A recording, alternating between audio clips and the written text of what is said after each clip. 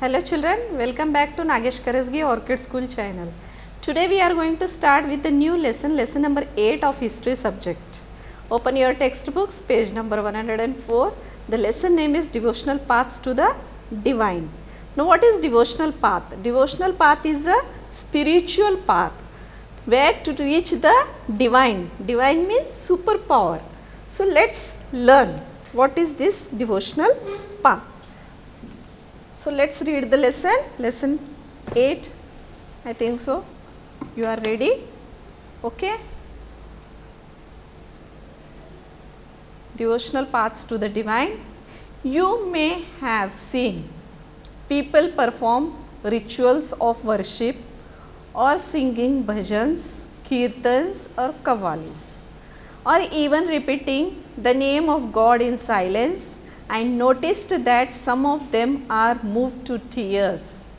Such intense devotion or love of God is the legacy of various kinds of bhakti, Sufi movements that have evolved since the 8th century. Now here, see, we know even we perform rituals. Okay, we worship God, we sing bhajans, take the name of God in silence, okay, and some they move into tears, they are so much involved in their bhakti that they tears appear in their eyes. Such intense devotion of God is the legacy of various kinds of bhakti, okay. Now the idea of a supreme God.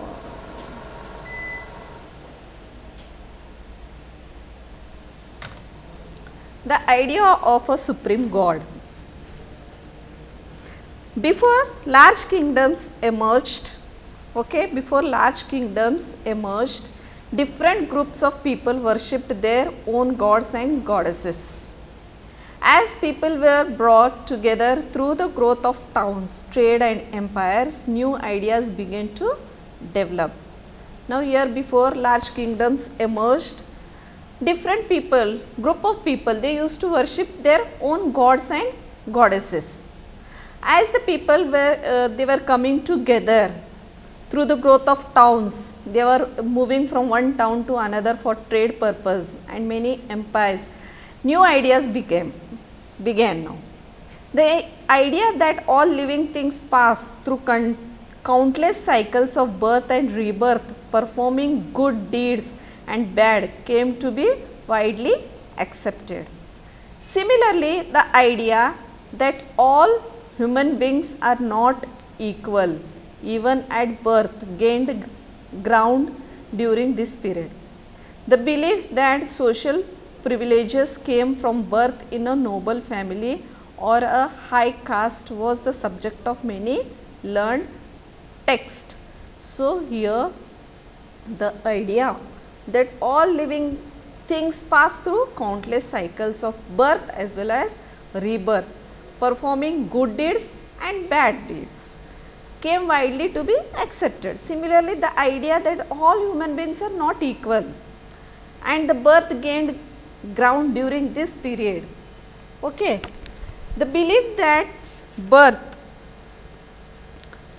and gained ground during this period, the belief that social privileges came from birth in a noble family and they may be from a high caste also. Okay. Now other people felt attracted to the idea of supreme God who could deliver humans from such bondage. Many people felt uneasy with earlier ideas and turned to the teachings. Okay. Now many people were uneasy with such ideas and turned to the teachings of Buddha or the Jainas, according to which it was possible to overcome social differences and break the cycle of rebirth, okay, through personal effort. Others felt attracted to the idea of supreme God who could deliver humans from such bondage if approached with devotion or bhakti. This idea advocated in the Bhagavad Gita grew in popularity in the early centuries of the Common Era. Now many people felt uneasy with earlier ideas and turned to the teachings of Buddha or Jainas.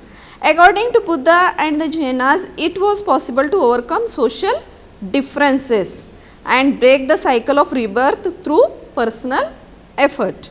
Other people felt attracted to the idea of Supreme God who could deliver humans from such bondage if approached with devotion, with bhakti. This idea advocated in Bhagavad Gita, which grew in popularity in the early centuries of the Common Era. Now Shiva, Vishnu and Durga as supreme deities came to be worshipped through elaborate rituals. Now the gods and goddess Shiva, Vishnu and Durga, they were the supreme deities which came to be worshipped. Now people were worshipping by performing rituals. At the same time, gods and goddesses worshipped in different areas came to be identified with Shiva, Vishnu or Durga. In the process, local myths and legends became a part of the Puranic stories, and methods of worship recommended in the Puranas were introduced into the local cults. Eventually, the Puranas also laid down that it was possible for devotees to receive the grace of God regardless of their caste status. The idea of bhakti became so popular that even Buddhists, Jainas and adopted these beliefs. Now here bhakti is what? The trust in God. So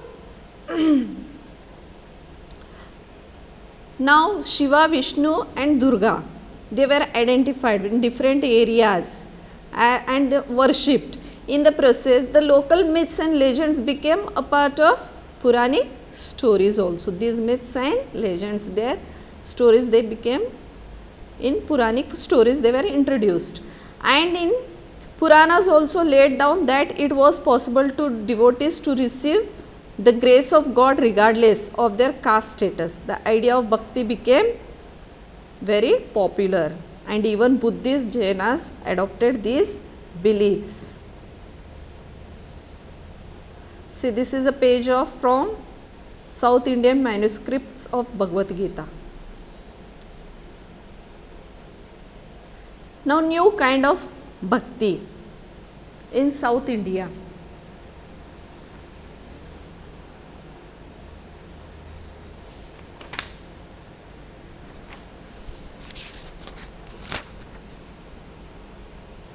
New kind of bhakti in South India, Nayanars and Alvars. The 7th to 9th centuries saw the emergence of new religious movements led by the Nayanars. Those are saints devoted to Shiva, and Alvars, saints devoted to Vishnu, who came from all castes including those considered untouchable like Puliyas and Panaras. They were sharply critical of the Buddhists and Jainas and preached ardent love of Shiva and Vishnu as the path to salvation. They drew upon the ideals of love and heroism as found in the Sangam literature, the earliest example of Tamil literature composed during the early centuries of Common Era. Okay. And blended them with the values of bhakti. The Nayanars and Alvars went from place to place composing exquisite, means very beautiful poems in praise of the deities, which enshrined in the villages they visited and set them to music, which these Nayanars and Alvars, they went from place to place composing very beautiful poems in praise of deities, which cherished as something to sacred in villages they visited, and they set to the music also.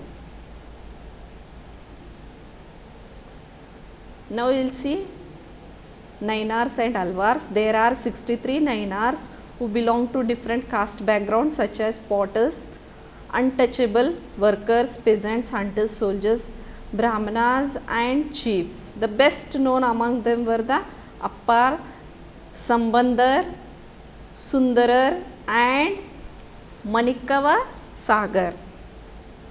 There are also two sets of compilations of their songs, Tevaram and Tiruvachakam.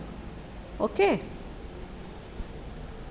There were two Alvars who came from equally divergent backgrounds. The best known being Periyalvar, his daughter Andal and Tondaradipudi Alvar and Nammalvar. Nammalvar. This is called Nammalvar. Their songs were compiled in the Divya Prabandham. So, there are 63 Nayanars and 12 Alvars. Okay. Now, between the 10th and 12th centuries, the Chola and Pandya kings built elaborate temples around many of the shrines visited by the saint poets, strengthening the links between the Bhakti tradition and temple worship. This was also the time when their poems were compiled. Besides hagiographies or religious biographies of the Alvars and Nayanars were also composed. Now, today we use these texts as sources for writing histories of Bhakti tradition. Now, hagiographies means writing on the saints' lives, means about their life. It was written, that is called hagiography. Okay. Between the 10th and 12th century, the Chola and Pandya kings built elaborate temples around many of the shrines visited there, saint poets, strengthening the links between the Bhakti tradition and the temple worship. Now, philosophy and Bhakti. We will go to next part, that is philosophy and Bhakti. Shankara, one of the most influential philosophers of India, was born in Kerala in the 8th century. He was an advocate of Advaita or the doctrine of the oneness of individual soul and supreme God, okay, which is ultimate reality. He taught that Brahman, the only or ultimate reality, was formless and without any attributes. He considered the world around us to be illusion or Maya and preached renunciation of the world and adoption of the path of knowledge to understand the true nature of Brahman and attain salvation. Okay. Now, here Shankara, one of the philosopher of India who was born in Kerala in 8th century, he was an advocate of Advaita or the doctrine of the oneness of individual soul and supreme God, which is the ultimate reality. Okay. He taught that Brahman, the only ultimate reality, and he was formless and without any attributes. He considered the world around us to be an illusion. Illusion means Maya. And he preached renunciation of the world and adoption of the path of knowledge to understand true nature. Ramanuja, born in Tamil Nadu in 11th century, was deeply influenced by the Alvars. According to him, the best means of attaining salvation was through intense devotion to Vishnu. Vishnu, in his grace, helps the devotee to attain the bliss of union with him. He propounded the doctrine of Vishivata Vadaita or qualified oneness, in that the soul, even when united with Supreme God, remained distinct. Ramanuja's doctrine greatly inspired the new strand of bhakti which developed in North India subsequently. So here one more person, Ramanujan, who was born in Tamil Nadu in 11th century. He was deeply influenced by the Alvars, who were the devotees of Vishnu. According to him, the best means of attaining salvation was through intense devotion to Vishnu, God Vishnu. Vishnu in his grade helps the devotee to attain the bliss of union with him. Okay. Now Basavana's Veerashaivism. He noted earlier the connection between the Tamil Bhakti movement and temple worship. This in turn led to the reaction that is best represented in the Veerashaiva movement initiated by Basavana and his companions like Allamma Prabhu and Akkama Devi. This movement began in Karnataka in the mid 12th century. The Veerashaivas argued strongly for the equality of the human beings and against Brahmanical ideas about caste and the treatment of women. They were also against all forms of ritual and idol worship. Now here Basavana, one more Basavana and his some more companions like Allamma Prabhu and Akkama Devi. Their movement began in Karnataka in mid 12th century. Now Veerashaivis argued strongly. For what they argued? For the equality of human beings and against Brahmanical ideas also about the caste and the treatment of women. So they were also against all forms of ritual and idol worship.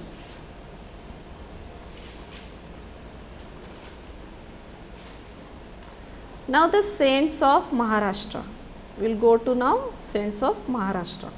From the 13th to the 17th century, Maharashtra saw a great number of saint poets whose songs in simple Marathi continue to inspire people. The most important among them were Jnaneshwar, Namdev, Eknath and Tukaram, as well as women Sakubai and family Chokamela, who belonged to the untouchable Mahar caste.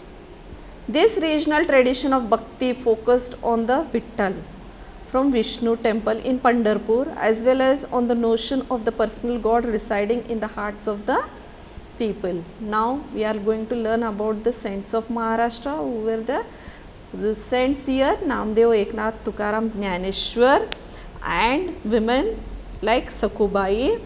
They are from the family of Chokamela, who belongs to Mahar family, Mahar caste, that is untouchable. This regional tradition of bhakti focused on Vitthal, the temple which is in Pandharpur, as well as they also have the personal God residing in the hearts of all people.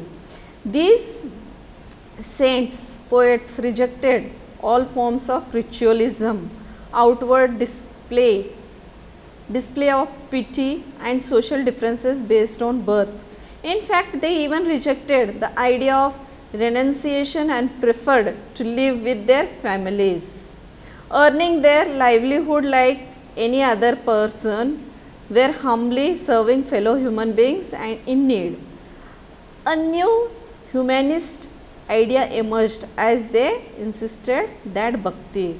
Now these saint poets, they rejected ritualism.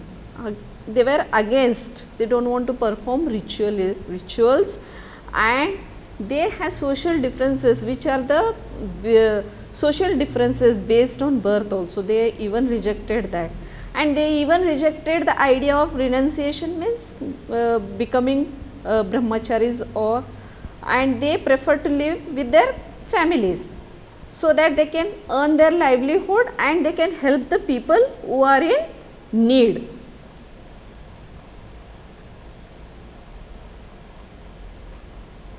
So here they insisted that bhakti lay in sharing others' pain. They believe that if we share the pain of others, those who are in trouble, if they share their pains. That is the most valuable bhakti. As the famous Gujarati saint Narsi Mehta said, they are Vaishnavas who understand the pain of others.